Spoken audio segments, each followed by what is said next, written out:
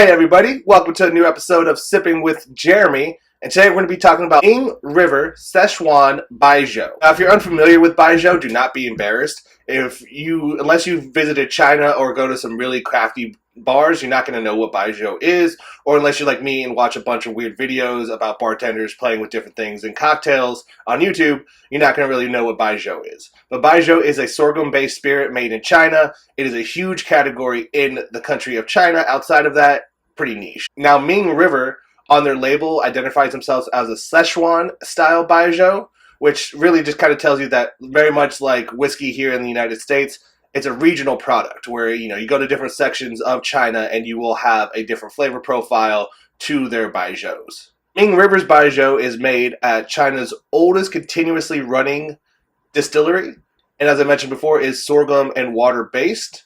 It is made in a Chinese pot still and rested in ceramic before being bottled. It is also said that the Ming River recipe has been handed down for 24 generations. So a lot of history with this.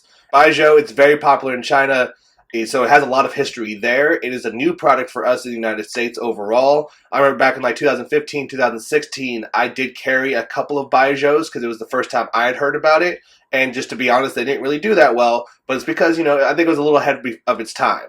Now you're getting a lot more attention on the category of Baijiu here in the United States. And people are starting to talk about it. So I thought it would be a fun time to bring one back in and, highlight it for you all. So let's go ahead and try the Ming River Baijiu.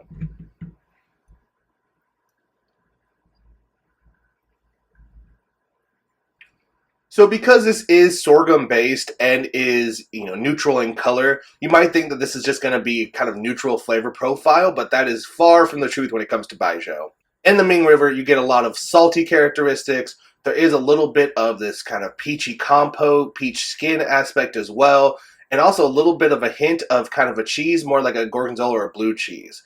So while you think this thing is going to be neutral or soft, there's definitely some expressive flavors in this, and it's a unique profile. It's definitely something, you don't always have. It gives you a little bit of that texture of like what a sake would in the mouthfeel, but then the fruitiness and, that cheesiness is just very distinct in the flavor profile. As I mentioned, I have carried a couple Baijius in the past at the store, and those ones were a lot more aggressive in their flavor profile, I would say. The Ming River is a good example of Baijiu for someone who is just getting introduced to the category, which a lot of Americans are, and it's one of those I could definitely see playing with in different cocktails. This might be a later episode of what to do with it, because I think this is something that, it is something you drink on your own. It is kind of something you take in a shot form, but I'm sure there's some cocktails we can figure out to make with it, so maybe we'll check in on an episode later of that. But that's going to wrap up this episode. It's a quick one, just wanted to introduce y'all to Baijiu. Again, it's something I've been seeing more often in social media and in YouTube videos, so I just wanted to put one out to have anybody who, follows us, who's starting to see things about Baijiu, be like, oh, wonder what that's like.